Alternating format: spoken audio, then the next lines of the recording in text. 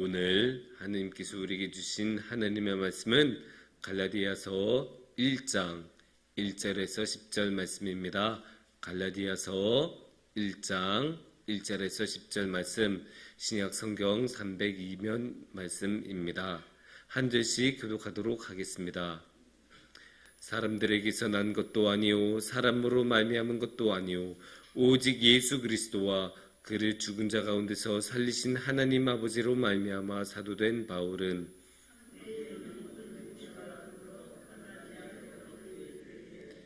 우리 하나님 아버지와 주 예수 그리스도로부터 은혜와 평강이 있기를 원하노라.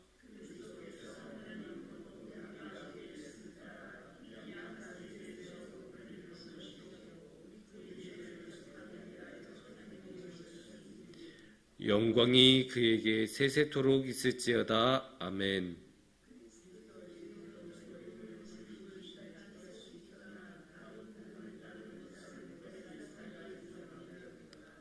다른 복음은 없나니 다만 어떤 사람들이 너희를 교란하여 그리스도의 복음을 변하게 하려 함이라.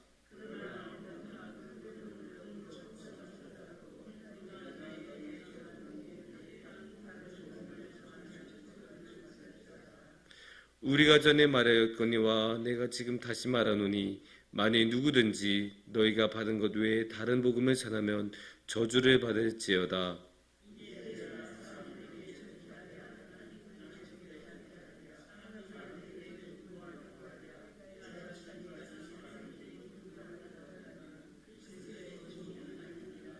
아멘. 우리는 항상 진짜와 가짜를 나누기를 좋아합니다. 이 진짜와 가짜가 사실 뚜렷하게 다르게 보이지는 않을지라도 그 결과는 극적으로 다른 경우가 많습니다. 이것이 가장 뚜렷하게 나타나는 그런 분야는 미술품이라고도 할 수 있을 것 같습니다. 미술품에서는 진짜인지 가짜인지를 구분하는 게 굉장히 중요합니다. 사실 우리가 육안으로 봤을 때는 그 차이를 전혀 알아볼 수가 없고 전문가조차도 아주 섬세하게 집중해서 살펴보고 돋보기 같은 것으로 아주 자세하게 봐야만 알 수 있는 그런 차이들이 진품과 가품 사이에 있음에도 불구하고, 그러니까 그 차이가 아주 작아서 우리 같은 평범한 사람들은 그냥 봤을 때는 그 차이를 전혀 알 수 없음에도 불구하고 그 결과는 어마어마하게 다릅니다. 특히 그 가격의 차이라는 것은 몇십 배, 몇백 배에 이르도록 어마어마한 차이가 납니다. 그런 것들을 보면 이 진짜와 가짜라는 것이 보기에는 거의 똑같아 보일지라도 그 결과는 너무나 다르다는 것을 알 수 있습니다. 그런데 이렇게 진짜와 가짜가 다른 것은 미술품만 그런 것이 아니죠. 신앙에서도 그런 모습이 나타납니다. 신앙적으로는 굉장히 비슷하게 진짜인지 가짜인지 구분이 잘 되지 않더라도 그 결과는 천국이 아닌 것이라는, 천국과 지옥이라는 어마어마한 차이가 나타난 것을 우리가 알 수 있습니다. 그런 차이를 바울 사도는 너무나 잘 알았기 때문에 오늘의 말씀에서 그러한 진짜와 가짜에 대해서 강조하면서 구분을 하고 있습니다. 특히 오늘의 말씀에서는 이 다른 복음이라는 말을 자주 사용합니다. 6절 말씀에서 보시면 그리스도의 은혜로 너희를 부르신 이를 이같이 속히 떠나 다른 복음을 따르는 것을 내가 이상하게 여기노라. 이렇게 다른 복음이 있다는 것을 바울 사도는 분명하게 인지하고 있습니다. 그리고 이 다른 복음이 잘못됐다고 굉장히 강하게 비판하고 있죠. 어떻게까지 이야기를 하고 있냐면 7절 말씀을 보시면 이렇게 말씀하십니다. 다른 복음은 없나니 다만 어떤 사람들이 너희를 교란하여 그리스도의 복음을 변하게 하려 함이라. 그러니까 이 세상에는 다른 복음들이 이렇게 전해지고 있는데 그 다른 복음은 이런 복음이 있고 저런 복음이 있는데 이 복음도 좋고 저 복음도 좋고 이런 게 아니라는 거죠. 그냥 취향 차이 이런 게 아니라 정말로 이 복음하고 다른 복음은 진짜 복음이 아니라 복음이 아니라고 합니다. 복음이 아니라니까 가짜 복음이라고 우리는 말을 할 수가 있겠죠. 이게 가짜라는 것을 어디서 알 수 있냐?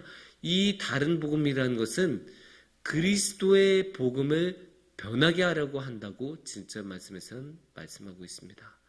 예수님의 복음을 변하게 한다고 하니까 이것이 가짜가 아니면 무엇이겠습니까? 그래서 이렇게 가짜가 있다는 것을 사도 바울은 굉장히 경계하고 있는데, 그 당시에는 가짜가 있다는 것은 너무나 당연하다고 볼 수 있습니다. 왜냐? 그때는 지금같이 신학교가 그렇게 많은 것도 아니고 교단 같은 게 있어서 이것만 믿으세요, 저건 아니에요, 그렇게 할 수 있는 그런 결정해줄 교단이 있는 것도 아니고, 또 그렇다고 성경책이 많이 보급이 되어서 모두 다 성경책을 보면서 판단을 내릴 수 있는 그런 상황도 아니었으니까, 다 말로 전해지고 듣는 걸로 정해지고 그냥 쪽으로 남겨있는 그런 성경 보면서 서로 이야기를 나누는 그런 상황이었기 때문에 잘못된 복음, 잘못 들었던 복음, 다른 복음, 가짜 복음을 듣고 따르는 사람들이 많았을 것입니다.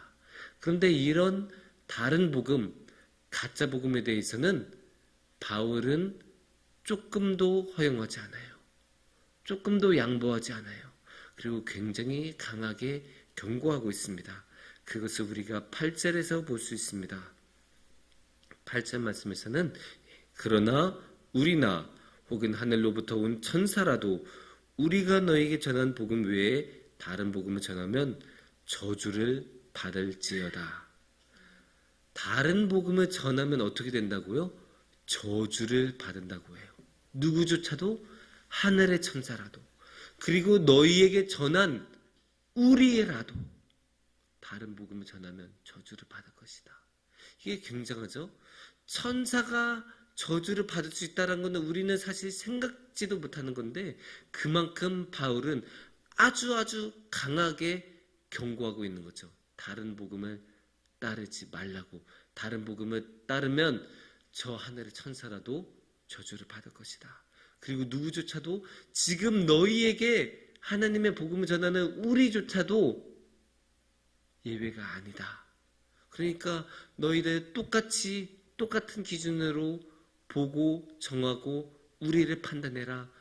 우리조차도 다른 복음을 전하면 저주를 받을 것이다. 이 정도로 바울은 굉장히 강하게 경고하고 있고, 이거 얼마나 강한 말입니까? 저주를 받을 수 있다는 말이. 근데 그 저주에는 그 말을 전하고 있는 사도 바울이나 하늘의 천사조차도 포함이 될 수 있다고 하니까 이거는 굉장히 강하게 경고를 하고 있는 것입니다. 그만큼 사도 바울은 이 다른 복음을 따르지 않도록 하는 것에 대해서 진심이었고, 그런 다른 복음을 정말로 따르지 않도록 간곡한 마음으로 지금 이 말을 전하고 있는 것입니다. 그만큼 우리는 이렇게 다른 복음을 전하거나 따르면 안 될 텐데요. 그렇게 다른 복음을 따르지 않기 위해서는, 가짜 복음을 따르지 않기 위해서는 진짜 복음이 무엇인지 우리는 알아야 합니다. 그게 당연하죠. 그래야 진짜 복음이라는 기준이 세워지고 이 다른 복음, 가짜 복음들에게 휘둘리지 않을 것 아닙니까? 그러면 진짜 복음은 무엇이겠습니까? 그것을 알기 위해서 우리는 오늘 말씀의 전반부인 1절에서 5절을 봐야 합니다.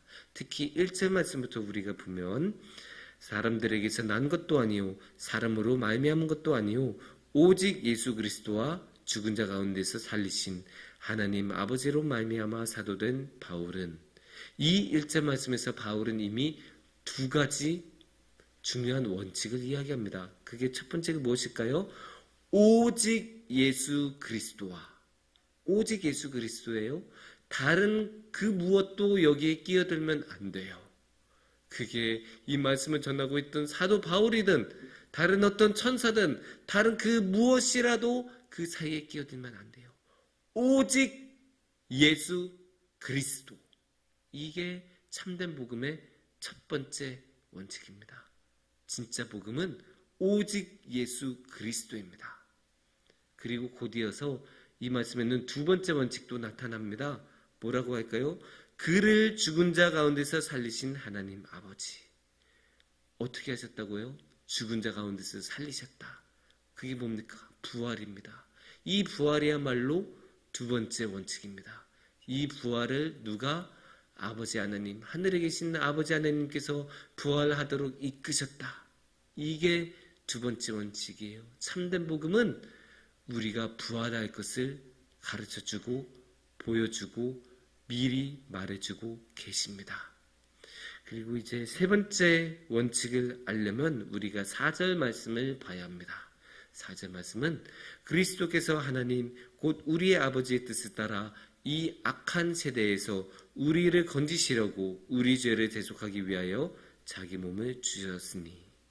아직 오직 예수 그리스도라고 아까 말씀드렸죠? 이 오직 예수 그리스도는 어떻게 하신다고 하십니까? 우리 죄를 대속하기 위하여 자기 몸을 주셨으니. 이게 세 번째 원칙이에요. 우리를 대속해 주신 예수님. 오직 예수님인데 그 예수님이 우리를 대속해 주셔서 어떻게 해요? 우리 죄를 다 없애주셨다. 그것을 위해서 어떤 방법을 쓰셨다? 자기 몸을 주셨다. 자기 몸까지 주신 예수님. 그래서 우리 죄를 다 대속해 주셔서 없애주신 예수님. 이게 참된 복음의 세 번째 원칙입니다. 그래서 우리가 이 세 가지 원칙은 반드시 기억해야 돼요. 어딜 가든 잊으면 안 됩니다. 오직 예수 그리스도, 부활하신 예수님, 그리고 대속하신 예수님. 이 세 가지는 어디 가서도 잊으면 안 됩니다. 그래서 이 참된 복음은 우리가 마음에 품고 끝까지 나아가면 어떤 효과가 있을까요? 거기에는 3절 말씀을 보시면 이렇게 나오죠. 3절 말씀에는 우리 하나님 아버지와 주 예수 그리스도로부터 은혜와 평강이 있기를 원하노라. 은혜와 평강을 주신다고 하십니다. 그게 하나님께서 약속해 주신 거예요. 참된 복음을 믿고 따르는 것이 힘들 때가 있어요. 그래도 참된 복음을 믿고 따르면 은혜와 평강이 있을 것이라고 약속해 주십니다. 그리고 또 한 가지를 더 약속해 주십니다. 그게 뭘까요? 5절 말씀을 보시면 이렇게 말씀하십니다. 영광이 그에게 세세토록 있을지어다. 아멘. 영광이 영원토록 있을 것이다. 세세 영원토록 있을 것이다. 계속 있을 것이다. 그러니까 하나님과 함께 영광을 계속 누릴 수 있다. 영생을 함께 누리고 그 영생 가운데서 영광을 누릴 수 있다. 이게 하나님의 말씀입니다. 그래서 우리가 이 세상에는 정말로 헛된 것들이 너무 많죠. 그래서 사랑하는 성도님들, 이 세상에는 얼마나 많은 것들, 얼마나 많은 사람들이 우리의 주목을 받으려고 하고 우리의 이목을 뺏으려고 하고 자신이 참된 복음이라고 자신이 진짜라고 주장을 하는데 그러한 다른 복음, 헛된 복음에 유혹에 휘말리거나 미혹되면 안 됩니다. 그런 것들에 휘말리지 않고 참된 복음, 오직 예수 그리스도, 부활, 대속하신 예수님, 이 세 가지만 우리가 바라보고 그 주님과 함께 우리가 나아간다면 우리에게는 은혜와 평강이 있을 것이고 그 평강이 영원토록 세세토록 그 영광이 함께할 것입니다. 함께 기도드리겠습니다.